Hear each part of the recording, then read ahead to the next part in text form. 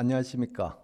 저는 한양대병원 혈액종양내과 석좌 교수로 있는 이종욱입니다. 오늘 제가 말씀드릴 내용은 재생불량 빈혈을 어떻게 치료해야 되나 라는 주제를 가지고 말씀을 드리겠습니다. 우선 제가 강의할 내용은 제가 진료를 보면서 많은 한우분들이 질문을 하는 게 많은데 그걸 중심으로 제가 강의 내용을 잡아봤습니다. 우선 한우분들이 많이 질문하는 게 갑자기 왜 이 병이 저한테 생겼나요? 원인이 뭔가요? 이런 질문을 하는 분들이 많고, 그 다음 증상이 어떤 게 있나?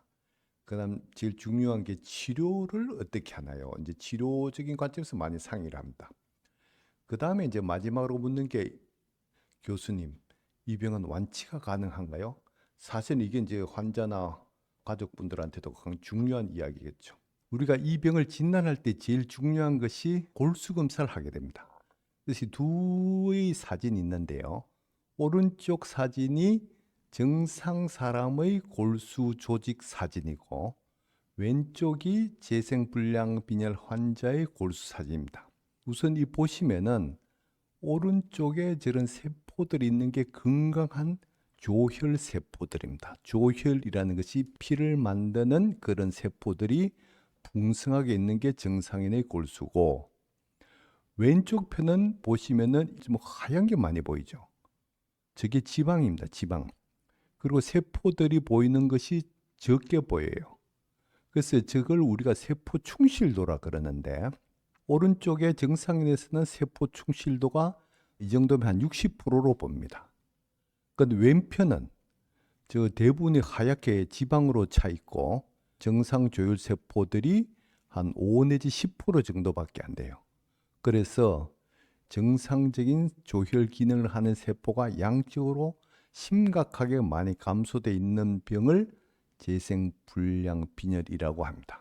단, 이 세포 충실도가 감소되어 있음에도 불구하고 개개인의 세포의 모양은 정상이어야 됩니다. 만약에 이 개개인의 세포의 모양이 변성되어 있으면 그건 또 다른 병이기 때문에 일단 모양은 정상인데 세포 수가 감소돼 있다. 이걸로 진단을 하게 됩니다. 이 병이 왜 생기는 걸까? 골수에서 병생을 통해서 피를 만드는, 즉 조혈 기능을 하는데, 이 골수가 피를 만드는 공장이라고 생각하면은 평생의 공장이 잘 가동이 돼야 됩니다. 그래서 저 위에 보시는 동글동글한 세포들이 조혈모 세포인데, 음이 모자입니다. 조상세포. 이 조혈모 세포에서 정상적인 세포, 즉 적혈구, 백혈구, 혈소판 등을 만드는 중요한 재료고 조상세포인데, 정상인은 저런 조혈모 세포가 풍성해서 생산 라인이 정상적으로 가동돼서 정상적인 적혈구, 백혈구, 혈소판을 만들게 됩니다. 그런데 골수 형성 이상 증후군 같은 병은 이 조혈모 세포가 품질이 안 좋은 그런 조혈모 세포가 있어요. 그러면은 생산 라인에도 문제가 생기고, 그 다음 생산 제품에도 아주 불량품이 나오게 되겠죠. 저런 불량품이 역시 세포를 잘 만들지 못하기 때문에 빈혈도 생기고 백혈구도 낮고 혈소판도 낮고, 이제 이런 게 골수 형성 이상 증후군입니다. 그러면 재생불량 빈혈은 불량품은 아닌데 조혈모 세포 수가 적어요. 그래서 보시면 저 이제 동그란 세포가 제일 위에 있는 정상 조혈 기능 세포보다 훨씬 많이 줄어들죠. 그렇게 만들 수 있는 제품의 양이 줄어듭니다. 공장이 잘 가동을 못해요. 그래서 나올 수 있는 제품이 백혈구나 혈소판이나 적혈구가 전부 다 감소되는 이런 현상이 재생불량 빈혈입니다.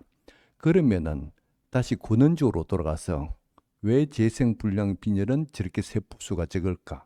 어떤 일이 일어났길래 저렇게 감소되어 있을까? 그런 발병 기전을 네 가지로 분류를 해서 설명을 합니다. 첫 번째는 어떤 외부 요인에 있어서 조혈모 세포가 손상을 받아서 감소된다. 즉 A의 그림을 보시면은 A의 왼쪽이 정상 조혈모 세포인데 어떤 외부 요인, 대표적인 게 약제가 되겠습니다. 어떤 약에 의해서 조혈모 세포가 손상을 받아서 A의 오른쪽에 있는 그림같이 조혈모 세포가 양이 감소되는 이제 이런 손상적인 기전이 있고, 두 번째 B를 보시면은 선천적으로 이 조혈모 세포의 능력 혹은 조혈 기능이 감소돼서 쪽 변성이 되어서 나타나는 골수 세포가 취약해지는 그런 현상이 보이는 게 B입니다. 그래서 B가 저 왼쪽에 비정상 조혈모 세포라고 되어 있어 색깔을 조금 노랗게 칠한 게 약간 변성이 된 정상적인 기능이 아닌 그런 조혈모 세포를 그린 것입니다. 그래서 그 선천적으로 이제 일어날 거 굉장히 드문 그런 경우고, 세 번째는 면역 매개 반응이라고 합니다. 이게 사실은 제일 많은 원인이에요. 그래서 C를 보시면은 이 조혈모 세포가 있는데 그 위에 T세포라고 보이죠. T세포가 이게 세포 독성 세포인데 이걸 저는 그냥 나쁜 세포라고 명명을 합니다. 이런 나쁜 세포들이 정상 조혈모 세포를 공격해서 그런 염증 혹은 면역 매개 반응으로 정상 조혈모 세포를 파괴해서 감소하는, 수적인 감소를 초래하는 그런 경우를 면역 매개 반응에 의한 조혈모 세포의 손상이라고 우리가 설명을 합니다. 그다음 마지막으로 D는 우리가 그 조혈모 세포라는 게 그 조상 세포인데 이게 이제 골수에서 피를 만드는 근원의 이제 씨앗이 되죠.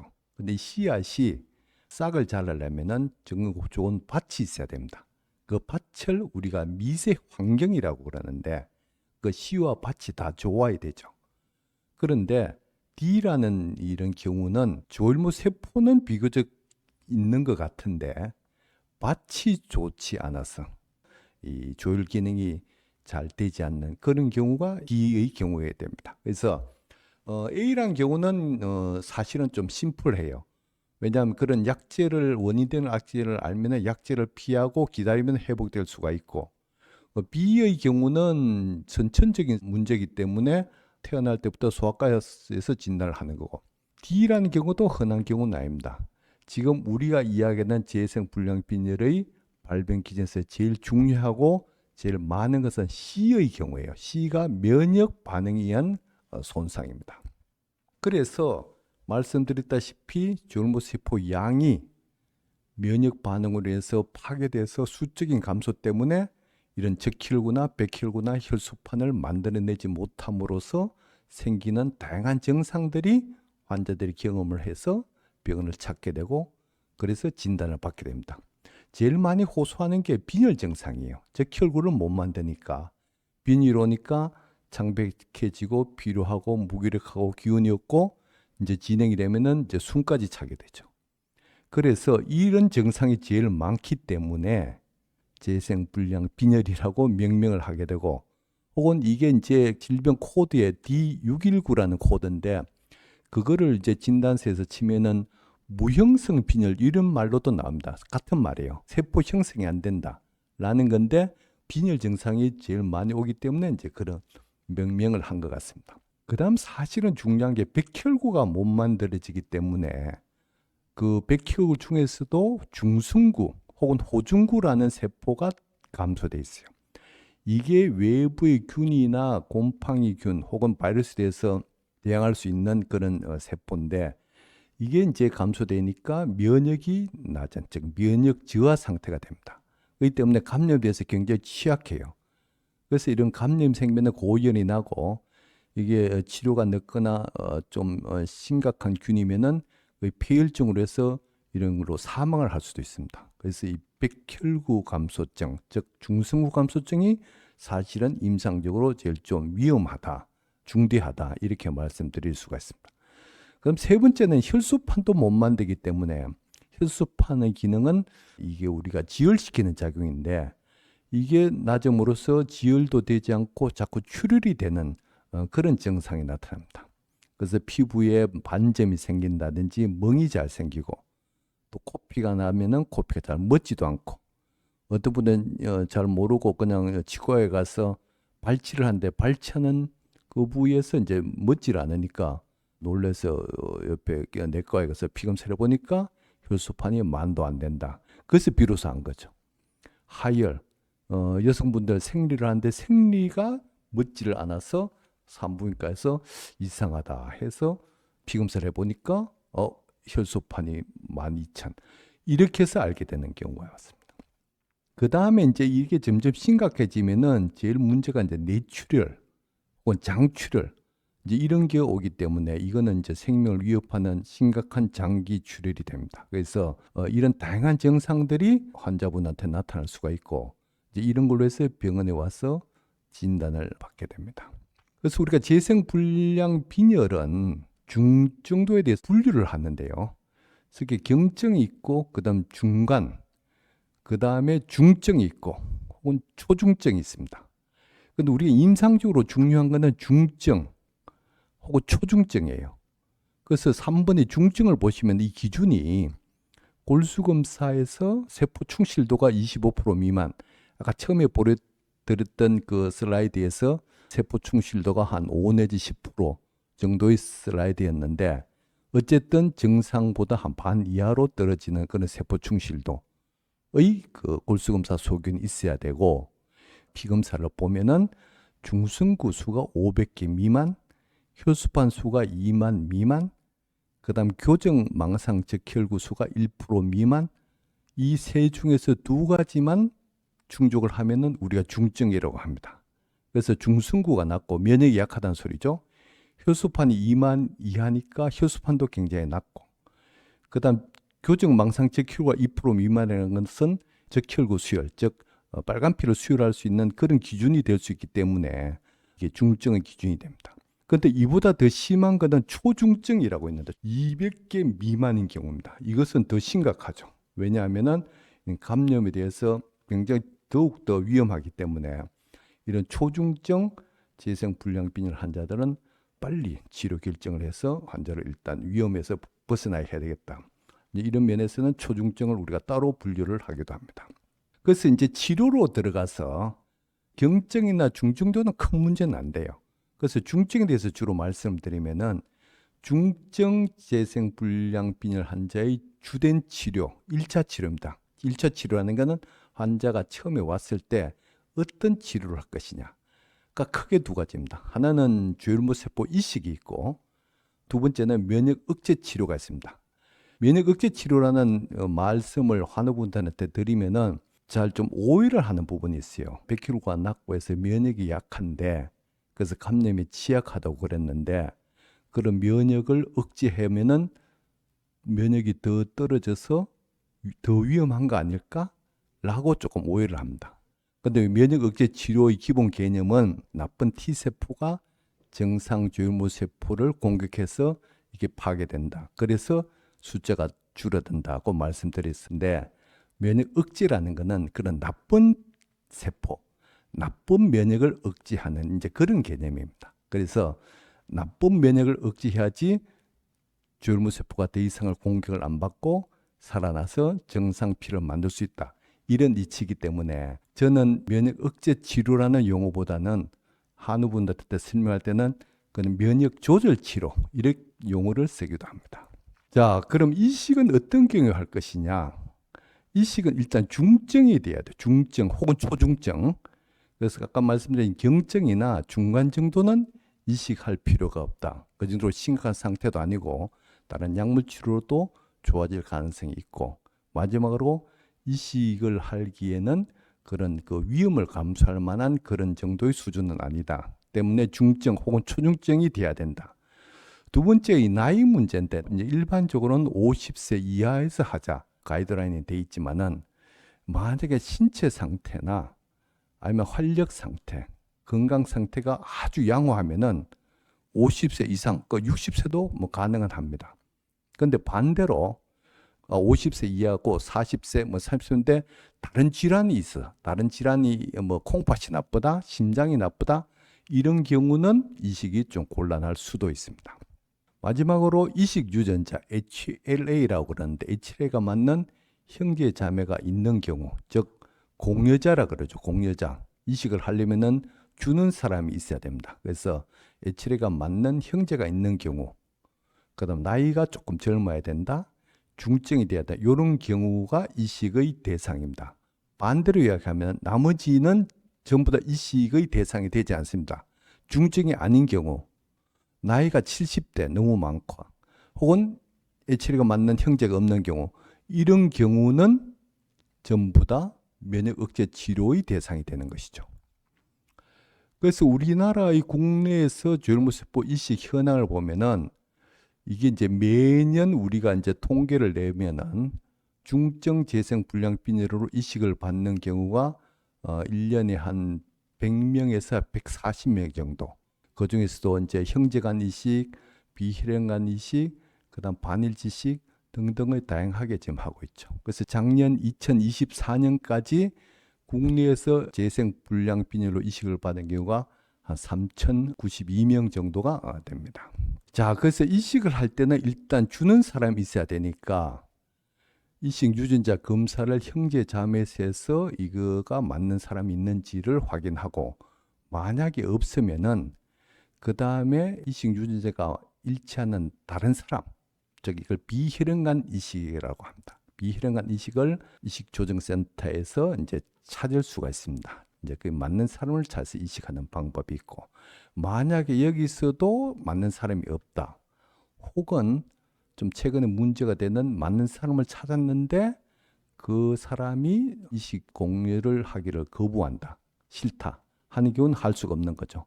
이제 그런 경우는 가족 간 반일치 이식도 요즘은 이제 많이 하고 있습니다. 그래서 이제 이런 식으로 공여자를 확보하고 이식을 결정해야 되고, 이런 경우에 이제 이식의 여러 가지 그 요인은 많지만은 대체로 한 80 내지 90%의 성공률, 뭐 일단 완치율이라고 해도 되겠습니다. 이렇게 성공률을 보이고 있습니다. 그런데 거꾸로 이야기하면은 한 10 내지 20%는 합병증으로 잘못될 가능성이 있죠. 그 잘못된 가능성의 위험 때문에 중증이 아닌 경우는 이식의 대상으로 삼지 않는다라는 게 그 설명이 됩니다. 그러니까 왜 합병증이 생길까? 이런 겁니다. 거부 반응이 온다든지 불완전 생착이 된다든지, 그 다음에 이식 후 감염 때문에 잘못된다든지, 감염이라는 게 폐렴이라든지 장염이라든지 여러 가지 세균성, 바이러스성 혹은 진균, 즉 곰팡이균에 있는 감염증, 모든 게 다 해당됩니다. 그 다음에 이제 급성 혹은 만성 이식편대 숙주 반응, 이건 면역학적인 반응인데, 이런 합병증이 심하게 오면은 잘못될 수도 있다. 뭐 요게 이제 이식의 전체적인 내용입니다. 그 다음 아까 이제 두 번째로 이식의 대상이 안 되는 경우는 면역 조절 치료를 해야 되기 때문에, 면역 조절 치료는 항흉선 글로불린 주사, 이 토끼에서 유래한 건데 이걸 우리가 ATG라고 그럽니다. 그 다음에 사이클로스포린, 그 다음 혈소판 생성 촉진인자, 이 세 가지가 면역 조절 치료의 기본 축이 되겠습니다. 그래서 혈소판 생성 촉진 인자는 최근에 나온 개념인데, 이건 이제 레보레이드나 로민프레이터 이런 이제 상품면 두 종류가 있습니다. 그래서 현재까지는 이제요법, 즉 1-2 ATG와 사이클로스포린을 병합하는 게 표준 치료로 돼 있고, 최근에 미국이나 유럽의 연구에서는 여기다가 3제요법, 즉 레보레이드를 추가하니까 더 효과가 좋더라라는 데이터까지 나와서 3제요법을 지금 주로 하는 경향인데, 문제는 국내에서는 이 3제요법, 즉 3번을 추가하는 것이 보험 급여가 아직 되지 않습니다. 그래서 조만간에 될 것 같긴 한데, 어쨌든 지금 현실적으로는 이런 조금 문제가 있어서 1번과 2번을 합친 즉 이제요법이 현재는 이제 표준 치료가 되고 있습니다. 그래서 그 개념은 다시 한번 말씀드리면은, 나쁜 T 세포가 면역 매개 반응으로 인해서 정상적인 조혈모 세포를 공격해서 파괴하는, 이게 기본 면역 매개 재생 불량 빈혈의 기전인데, 이 ATG라는 것은 이 나쁜 T 세포를 없애주는 거죠. 즉 공격의 주범을 없애주어서 정상 조혈모 세포를 보호하는, 그게 살아나게 하는 이제 그런 개념이고, 사이클로스포린이라는 먹는 약은 T세포로 인해서 나타나는 나쁜 물질이 또 이 조혈모세포를 손상시킵니다. 그래서 이런 면역 매개 물질을 차단시켜주는 역할을 하는 것이 사이클로스포린이고, 최근에 나온 혈소판 생성 촉진 인자는 이 조혈모세포 양을 많이 키워주는 거예요. 그 증식을 시킵니다. 조혈모세포를 증식을 시켜서 많이 이루어져 놓기 때문에 피를 만드는 제품, 그 원료를 많이 확보를 해두는 것이죠. 그래서 1번, 2번, 3번을 같이 하는 게 효과는 극대화시킬 수 있는데, 지금 국내에서는 이 3번 혈소판 생성 촉진 인자는 보험급여의 제한으로 조금 문제가 있다. 요거를 일단 말씀드릴 수가 있겠습니다. 그래서 지금 1번과 2번 이제요법을 했을 때의 혈액학적 반응이라는 것은 혈액 수치가 좋아지는 것을 반응이라고 합니다. 이럴 때가 한 50 내지 60%가 좋아지는데, 만약 3제로 했으면은 한 70 내지 80%까지도 좋아집니다. 근데 면역 조절 치료의 문제는 이게 이제 장기간 보면은 한 3분의 1에서 재발을 해요. 그래서 아까 사이클로스포린을 먹는 약을 사용한다고 했는데, 이 재발을 조금 줄이기 위해서 사이클로스포린을 좀 오래 치료하는, 오래 먹도록 하는 이제 그런 경향으로 가고 있습니다. 그 다음에 다른 질환으로 이행하는 게 한 5% 정도. 이게 이제 골수 형성 이상 증후군이나 혹은 드물게 급성 백혈병이나 이런 병으로 이행하는 게 5%. 근데 우리나라는 한 5% 좀 적은 것 같습니다. 근데 유럽에서는 한 15%, 많게는 20%까지도 좀 많이 보고되는데, 국내에서는 적게 보고되는 것 같아요. 그 다음 이 면역 조절 치료의 합병증은 그 ATG라는 게 토끼 유래이기 때문에 이종 단백질입니다. 이종, 그 종이 틀려요. 그래서 거기에 따른 혈청 반응이 나타날 수가 있습니다. 혈청 반응이 이제 열이나 근육통 이제 이런 게 혈청 반응이고, 그다음 일시적으로 이제 백혈구도 떨어지고 할 수 있기 때문에 감염증이 올 수도 있고, 그다음 사이클로스포린 등은 이제 신장 기능을 이제 떨어뜨릴 수가 있습니다. 그래서 이런 이제 그 기능을 혈액 검사를 통해서 이제 모니터링하면서 약을 계속 사용해야 되겠습니다. 1차 치료는 지금까지 말씀드렸죠. 이식이나 면역조절세포 치료냐. 그런데 그 치료에도 반응이 없을 때 2차 치료는 어떻게 할 것이냐. 이식을 할 경우는 8, 90%가 완치가 되고 좋아졌기 때문에 2차 치료할 가능성은 없어요. 그 다음에 10 내지 20%는 잘못해서 사망할 수 있기 때문에 2차 치료할 찬스가 없습니다. 그래서 이 경우는 대부분의 1차 치료에서 면역 조절 치료, 즉 약물 치료를 했을 때 반응이 없는 경우에 2차 치료를 어떻게 할 것이냐. 그럴 경우에는 약물 치료에 반응이 없을 때는 이식을 할 때 형제간은 없었을 거니까 비혈관 이식이나 반이치 이식을 하는 게 순서일 것 같고, 만약 이것도 여의치 않다든지 혹은 처음에 말씀드린 것처럼 이제 나이나 등등 문제 때문에 이식의 대상이 아닌 경우에는 레브레이드나 로미프레이트 치료를 할 수가 있습니다. 그런데 2차 치료로 사용할 수 있는 레브레이드나 로미프레이트, 즉 혈소판 생성 촉진 인자는 국내에서 보험이 다 되기 때문에 지금 현재도 많은 환우분들이 이 치료를 받고 있습니다. 기타 치료로서는 이제 남성 호르몬제인 옥시메돌론 혹은 다나졸 이런 약제가 있는데, 이런 약제들은 빈혈을 좋게 하는 데는 한 30%에서 도움이 될 수가 있습니다. 근데 문제는 이제 이런 약제들이 호르몬제이기 때문에 이런 부작용이 좀 많습니다. 여드름이나 부종, 많이 부어요. 간에도 좀 문제가 생기고, 여성분들이면 또 생리불순 이런 문제가 있기 때문에 조금 부작용 면에서는 조금 조심을 할 필요가 있다. 그래서 용량을 좀 줄여서 사용한다든지 뭐 이렇게 개개인별로 조금 맞춤 용량을 하는 것도 중요하게 생각됩니다. 그 다음에 이제 이 병 자체가 혈소판이나 적혈구가 낮으니까 수혈이 필요한데, 가급적 필요할 경우에 예방적 수혈을 하기 위해서 적혈구는 혈색소가 7 이하인 경우에 하자. 혈소판 수혈은 예방적 수혈이기 때문에 출혈이 없으면은 만 이하에서만 하자. 이게 이제 기본적인 원칙인데, 만약에 환자가 출혈이 있다. 만약에 코피가 이제 못해서 멈추질 않는다. 그 다음에 뭐 이제 분만을 해야 된다. 근데 혈소판이 2만이다. 출혈이 있을 땐 2만이라도 수혈을 해줘야 됩니다. 그 다음에 적혈구 수혈을 자꾸 받다 보면은 자꾸 자꾸 그 철분이 자꾸 몸 안에 쌓이게 되는데 철분 수치가 1000 이상이면은 엑스제이드라는 철분 켈레이션, 철분을 빼는 약제입니다. 이게 자꾸 쌓이면은 각 장기, 즉 간이나 심장 기능이 떨어지기 때문에 켈레이션 치료도 필요하겠다. 그 다음에 이제 이 치료가 되기 전까지는 항상 감염의 위험이 있으니까 감염이 돼서 고열이 난다든지 하면 빨리 항생제 주사를 치료를 하는 게 좋겠다. 이게 이제 일반적인 이야기입니다.